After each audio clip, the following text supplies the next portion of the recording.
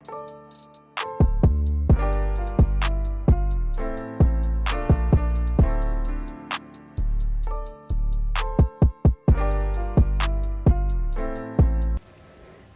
Pacific ocean दुनिया का सबसे बड़ा ओशन है। इसका अंदाज़ा आप यूँ लगा लें कि 17 अमेरिका जैसे बड़े ममालिक को जोड़ा जाए तो एक पैसिफिक ओशन बनता है। माहिरीन का कहना है कि पैसिफिक ओशन की चौड़ाई चांद से भी 5 गुना ज़्यादा है। इस ओशन में कुछ ऐसे आइलैंड्स हैं जिन पर आज तक किसी इंसान ने कदम नहीं रखा, और अगर कोई शख्स इस ओशन में गलती से गुम हो जाए तो क्या वो मिल पाएगा? हरगिज़ नहीं। मगर फिर कैसे मैक्सिको के शहरी जोस सल्वाडोर ने अपनी 7 फीट की छोटी सी बोट पर पैसिफिक ओशन में गुम होने के बावजूद 438 डेज़ तक कैसे सरवाइव कर लिया? ये जानने के लिए पूरी वीडियो ज़रूर देखें।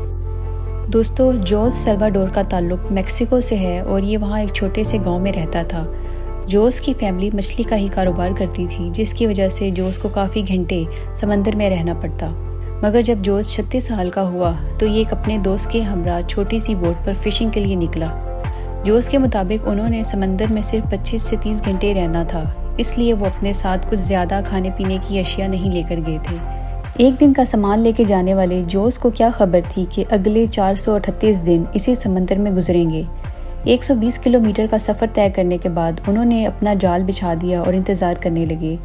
मगर बदकिस्मती से अगले ही लम्हे ओशन में तूफ़ान आ गया।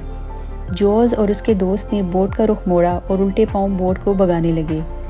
बोट मोटर से चलती थी, इसलिए उसने तूफान को मिनटों में ही पीछे छोड़ दिया और पूरे 6 घंटे बाद वो साहिल के करीब पहुंचे और सिर्फ 20 किलोमीटर का फासला तय करना बाकी था।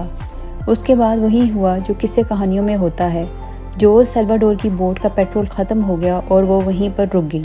खुशकिस्मती से उनके पास एक रेडियो था। उन्होंने उससे अपने बॉस को रब्ता करने की कोशिश की, मगर कुदरत को कुछ और ही मंजूर था। रेडियो की बैटरी लो होने की वजह से इनका रब्ता ना हो पाया और ना तो उनके पास चप्पू थे कि वो बोट को खुद चला लें। मगर फिर वही हुआ जिसे हर मछेरा खौफ खाता है। तेज़ हवाओं ने उनकी बोट को अपने बस में कर लिया और वापस समंदर की तरफ लाना शुरू कर दिया।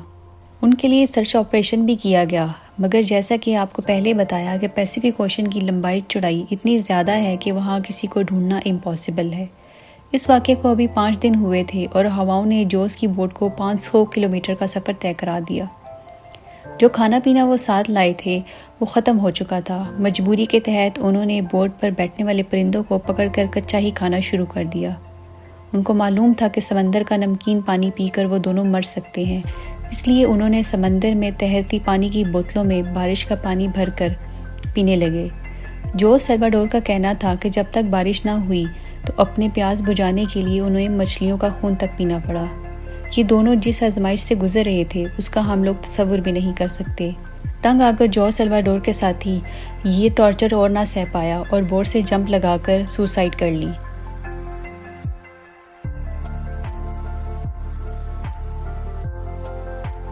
अब जोस अपनी छोटी सी बोट पर अकेला रह गया था और कोई कंपनी देने के लिए भी नहीं था, मगर उसने हार ना मानी और अकेले ज़िंदा रहने का फ़ैसला कर लिया। एक दिन जोस की नज़र एक कार्गो शिप पर पड़ी जो काफ़ी दूर थी। जोस के अंदर उम्मीद की एक किरण उठी और उसने ज़ोर ज़ोर से मदद के लिए पुकारना शुरू कर दिया।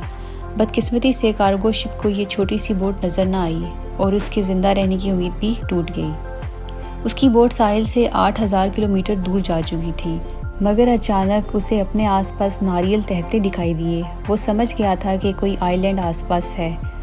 थोड़ी ही देर में उसे एक आइलैंड नज़र आया और वो बोट से कूदकर आइलैंड की तरफ बढ़ने लगा। 14 महीनों में पहली मर्तबा जोस ने ज़मीन पर कदम रखा था। अपने घर से वो 11,000 किलोमीटर दूर आ चुका था। वहाँ के लोकल्स ने जोस की भरपूर मदद की और उसे मार्शल आइलैंड से वापस मैक्सिको भेज दिया गया। जोस सल्वाडोर ने अपने ऊपर बुक भी लिखी थी जिसका नाम 438 डेज़ है। आपको हमारी आज की वीडियो कैसी लगी कमेंट्स में ज़रूर बताइएगा।